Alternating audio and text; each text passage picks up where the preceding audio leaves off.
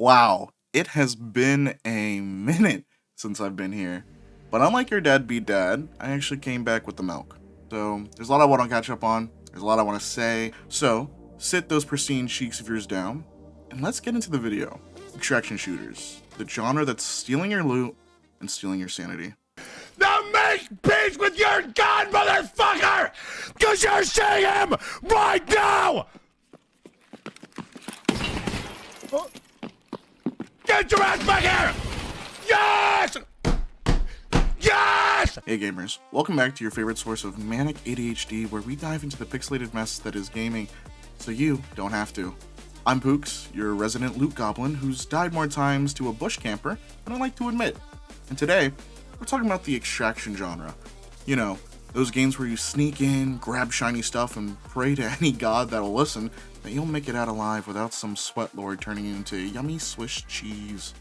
Delicious. If you've been hiding under a rock or in a Tarkov raid, extraction shooters are blowing up faster than all my poorly timed grenades.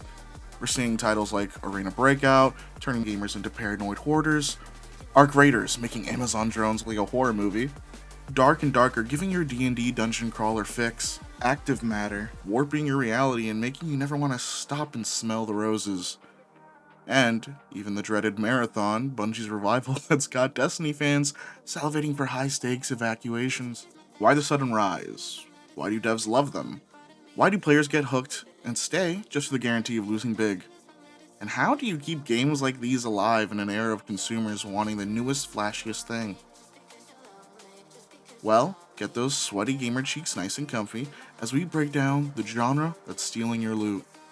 The rise of extraction, from niche nightmare to mainstream mayhem. So, where did all this start? Let's rewind to the dark ages of gaming pre-2017. Escape from Tarkov, aka the Russian stress simulator, Tarkov took the shoot, loot, and scoot formula and made it hardcore. No HUD, no mercy, no refunds for emotional trauma.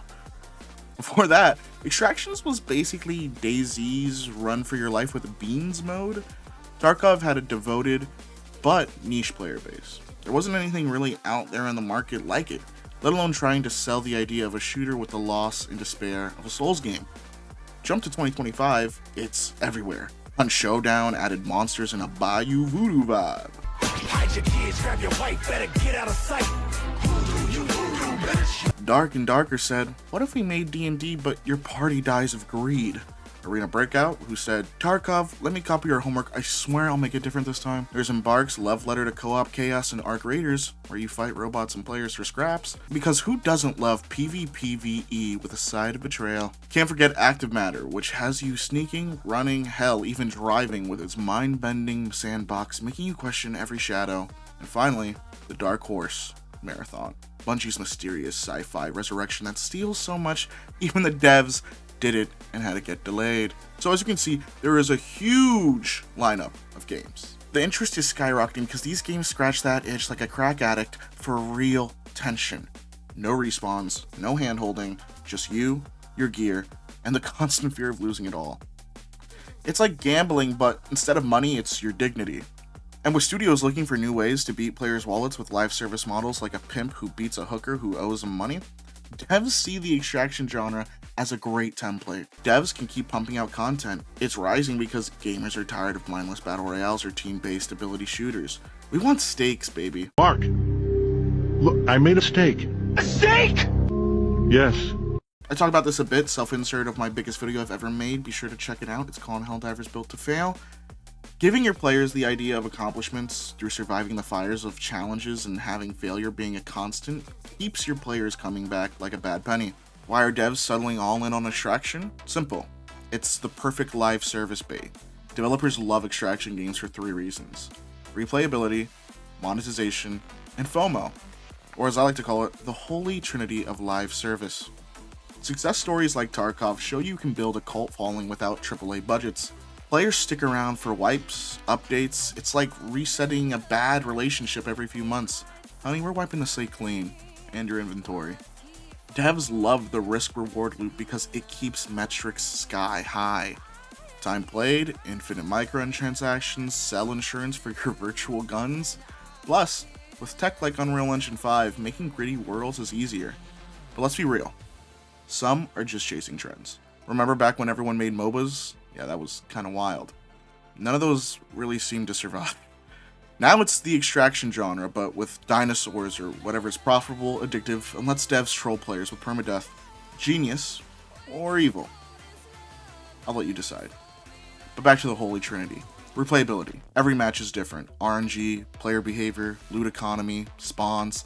It's a content goldmine. You don't need a story campaign when the story is, I survived with 2 HP and a bandage. Monetization. It's not pay to win, it's pay to look cool while looting. Battle passes, stash upgrades, operator skins, the usual suspects. FOMO. Extraction games thrive on loss. When you lose your gear, it hurts. And that pain, it keeps you coming back. It's like gambling, but with tactical helmets. But my personal fan theory of why devs are going for this new genre is they like to make extraction games because nothing says fun like watching players cry over lost pixels. The thrill of the kill. Not everyone's built for extraction. More on that later. But for those who are, it's pure adrenaline crack. Imagine this. You're loaded with epic loot, heart pounding like you've chugged 5 Red Bulls, and every bush rustles like it's plotting your demise. That's the love.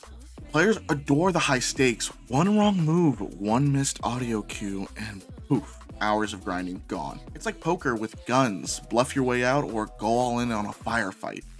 The variety keeps it fresh. Arena breakouts mayhem for on-the-go paranoia. Dark and Darker's fantasy Tarkov with spells and skeletons. Arc Raiders futuristic flair. Active Matter's portal hopping shenanigans. Nothing beats the stakes. Every raid matters. You're not just chasing loot or skills, you're chasing survival. When you extract with legendary loot after 30 minutes of sweating and paranoia, it's better than any battle royale win. It's personal. It's your loot. You earned that. It also taps into the gamer caveman brain. Risk equals dopamine, escape equals victory, loot equals serotonin. It's primal, it's dangerous, it's beautiful. But that's why extraction shooters are not for everyone. If you hate losing progress, avoid them like girls who avoided me in high school. These games are niche. You don't casually play an extraction shooter, you commit to it. You suffer through it. You write breakup letters to your stash. It's the ultimate power fantasy mixed with humility pie. You feel like a Spec Ops legend 1 minute, a loot pinata the next. It's a symbiotic relationship. Players need devs for updates, devs need players to hype it. Together, they create a living ecosystem powered by adrenaline and salt. No wonder why communities form cults around it. It's bonding over shared trauma. The hook. The loot loop of doom. So, what turns casuals into extraction zombies? First, the loot. Shiny guns, rare mats, that one helmet that makes you feel invincible. It's a hoarder's paradise, but the real hook, tension. Can you feel the tension in the air right now? I know I can. I can feel it all the way down in my plums, getting all swollen, with a light blue hue to them, fresh and juicy, ready for the picking. All the school children are lining up to put them in the sack lunches. Hey, that plum looks good. Can I trade it for your Twinkie? No, these are my plums. Every raid's a story. How you took down a whole squad all by yourself and picked up your down teammate. Or how you escaped even though you were bloated with so much loot that you look like Nika Avocado about to film a mukbang video. Progression systems seal the deal.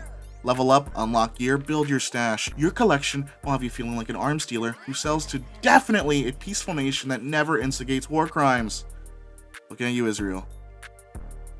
It's like RPGs meet horror movies. The chaos is pure bliss. Mwah. Chef's kiss. One run, you're rich. Next, you're broke and screaming obscenities that I can't repeat here on YouTube. And don't forget the social dynamic. Squad up for betrayal, laughs, or solo for ninja vibes. And this genre isn't just limited to guns, it's bigger than that. Take Dark and Darker. Add classes for replayability, spells, swords, and whole real bosses with mechanics and phases. Bottom line, it's addictive because losing hurts so good. Keeping an extraction game alive in the live service jungle. Live service is a beast. How do you keep extraction from going extinct in a live service world where attention spans last about as long as a TikTok? You need 3 special things.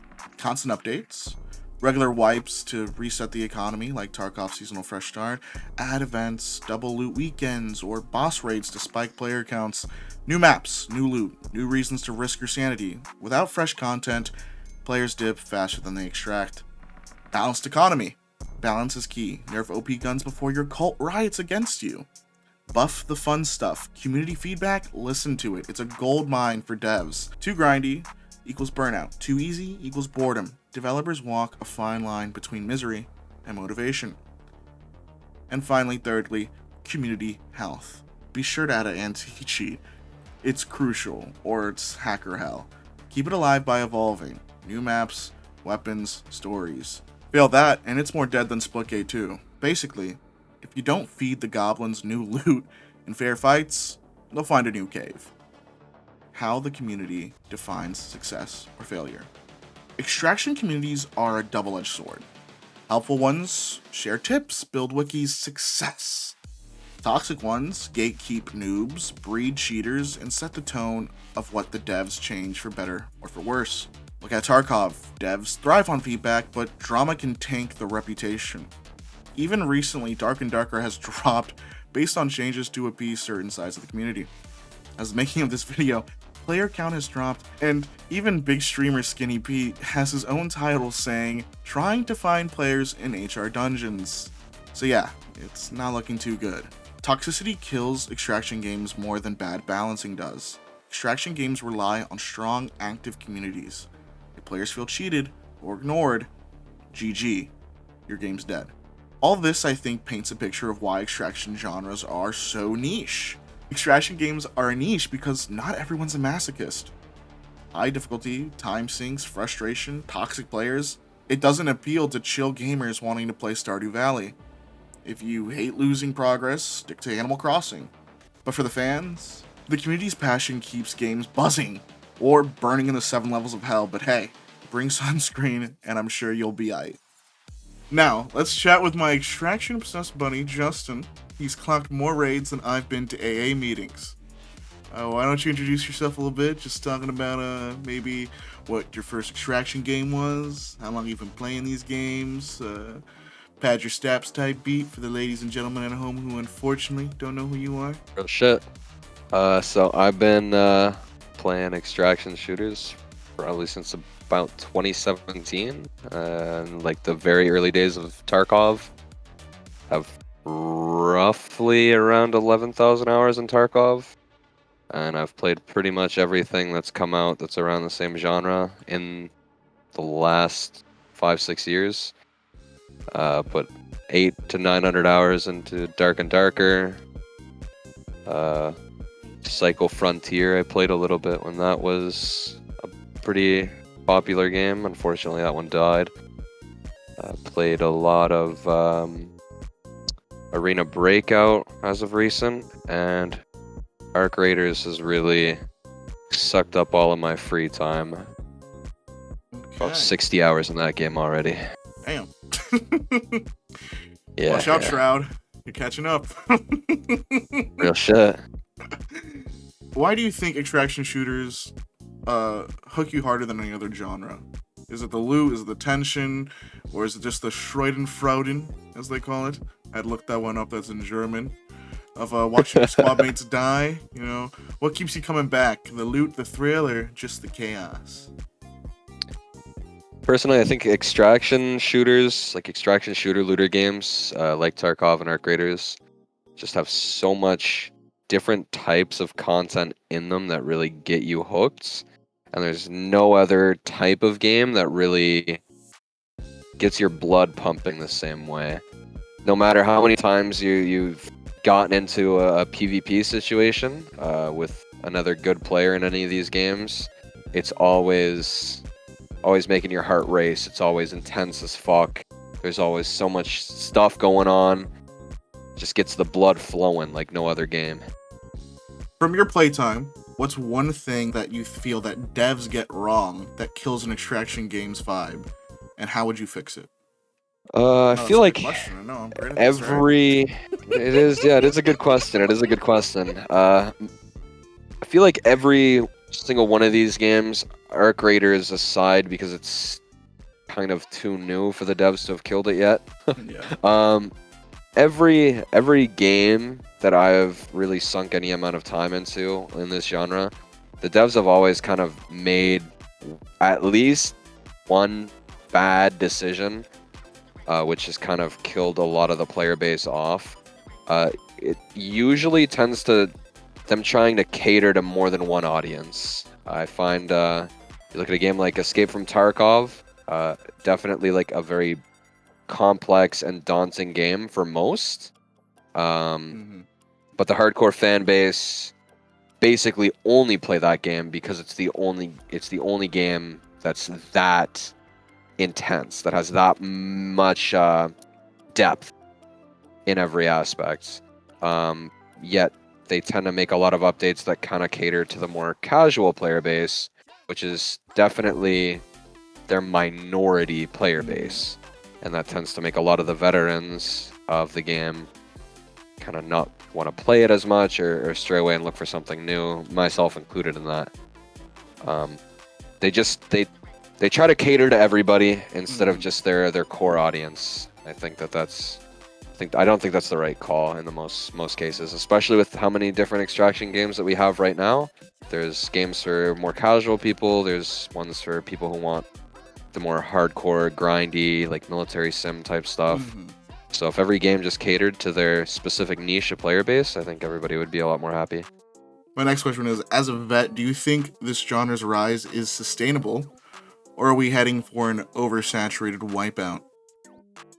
I think as of right now, it's pretty sustainable, just because there might be a lot of games that kind of like classify themselves as an extraction shooter looter, but there's really only 2 or 3 that have actually done a good enough job for them to stay around.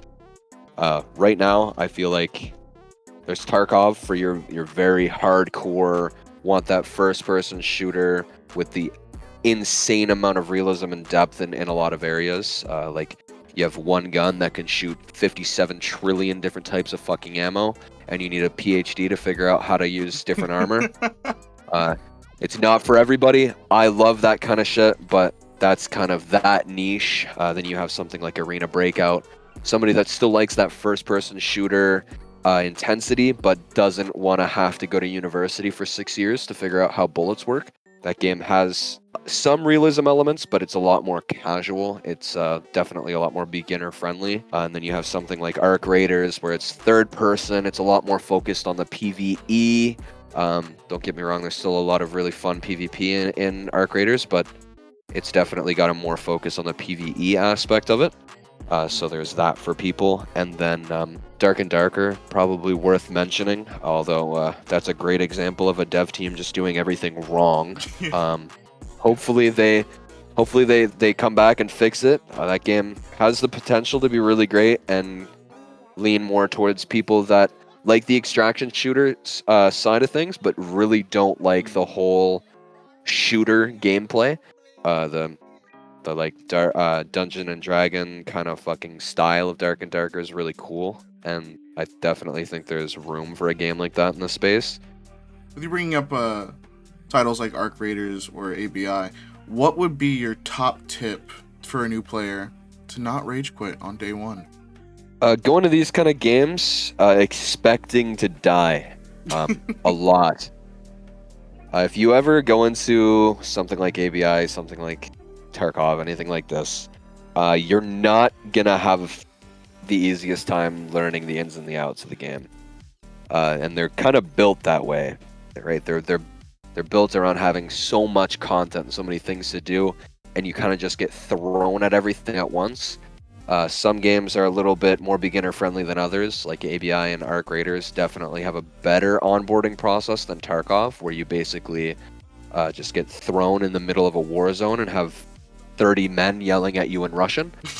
Right? It's a little bit more daunting, and it's a little bit more difficult, but definitely just go in expecting to die, and just take every death as a learning experience, and always play with a goal in mind, because these games can get very overwhelming. So if you go in to a raid with a specific mindset of, I'm looking for this item for this task, or I'm looking for this item for this hideout upgrade or anything like that, it makes it a lot less overwhelming, so you can kind of stick to one pace and progress and however you want. I like that. Goal oriented. That's a good advice, actually. Yeah. Oh, it's almost like you know what you're talking about or something. It's almost like I've played these games. Yeah. I've played these games before. Played these games before! I said I played these games before! This is a little silly question, but what's the weirdest habit extraction games have given you in real life? Do you like check corners in a grocery store?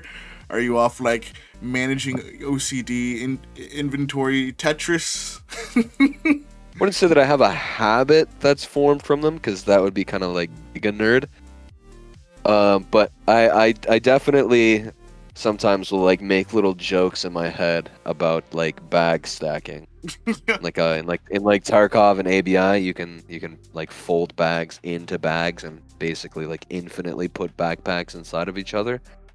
And I'll see like a luggage set at Walmart where there's like 3 of them that get gradually smaller. Just be like, yeah, you could fucking Tetris those into each other to save stash space. Exception. But like I keep those to myself because that's cringe. No, yeah, I get that. Community hot take. How has the player base shaped your love or hate for these games? In Arc Raiders, the community has been really, really cool. People are definitely like more keen to help each other out in game and outside of game on like forums and stuff. People definitely like to help each other out and share little knowledge and things that they're learning as we all kind of get more familiar with the game. Tarkov is kind of iffy. You have some people that do that and really enjoy teaching new people how to play. Other people are just really, really, really toxic. Dark and Darker and ABI, I feel like are the more toxic community. Not really sure how to describe it. People are just a lot less nice in those games, I find.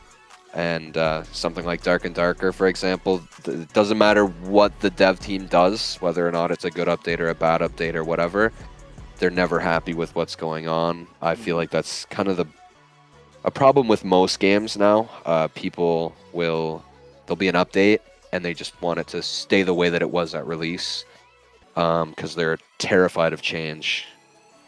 But sometimes it's needed. I guess this delves into a little bit of the question, a little bit of what you just answered here.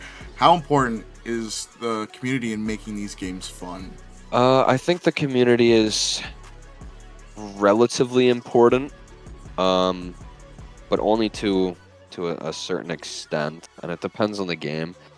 Something like Arc Raiders, I feel like the community is a little bit more important than something like Tarkov, just because, like I said earlier, the game is definitely a more PvE focused. There's a lot of really cool like end game like arcs that you really need to be able to like work together with people even outside of your team to be able to take them out, and then you can fight for the loot and stuff afterwards, which is fun.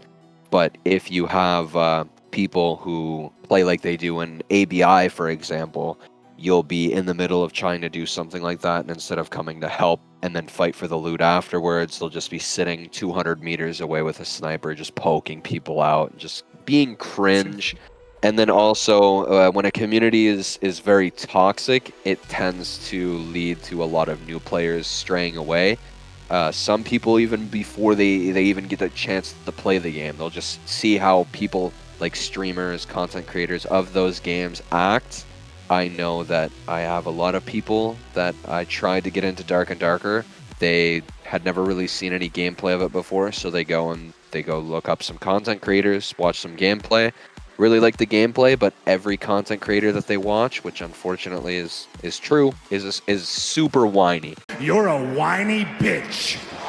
They're all toxic. All they do is cry about everything, and only 30% of what they're saying is valid. It's a lot of just bitching to bitch, basically. So it really deters new players. So I mean, the community is definitely an important aspect of the game for sure. There's 2 more questions here. What game Jesus. are you? I know, right? Just fucking killing you with this. What game are you most hyped for in the space? It can be Arc Raiders currently too, so that just came out, but like anything coming on the horizon or that's, you know, already out, or maybe a next update. So I mean, definitely really excited to see what happens with Arc Raiders. Like I said, I've only been playing the game for a few days, but it's only really scratched the surface of what's possible with it. I think that it has really solid bones to it. It's definitely one of the best releases I've seen, a game in general, not just an extraction shooter, but just a base release of a game that I've seen in a really long time.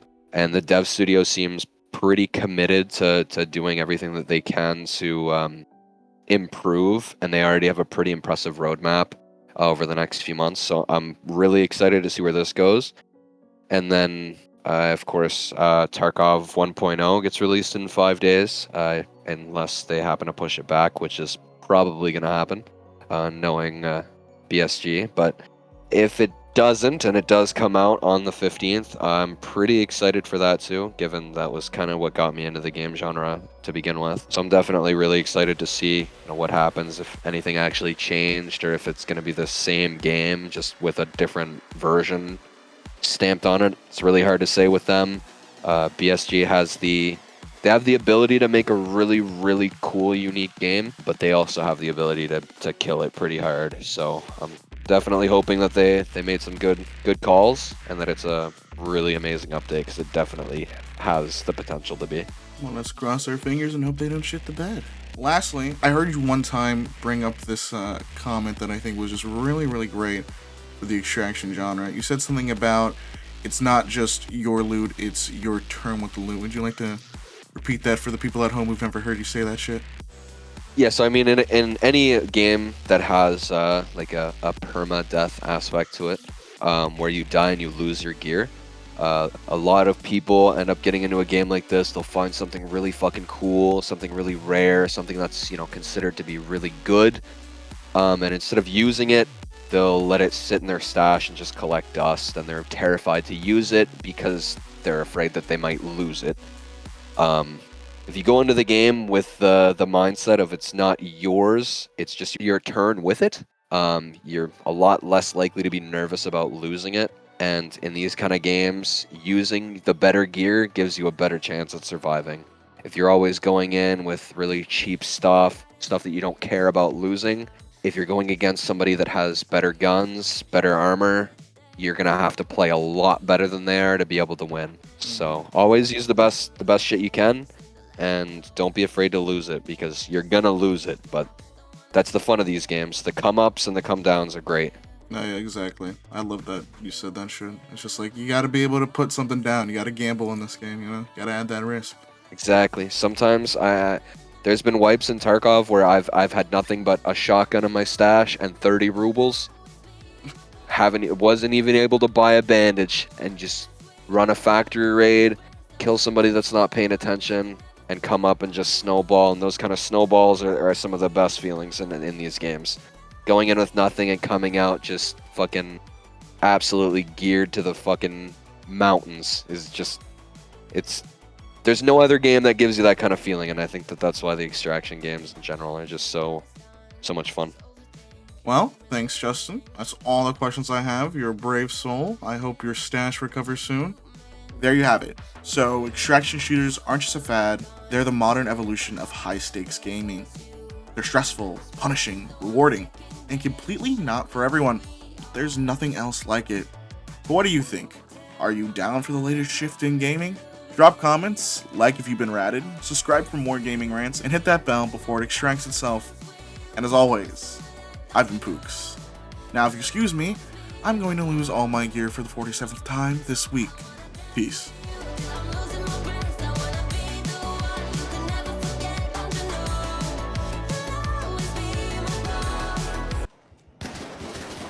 God! Bro, what is Fuck my head! Vigorously!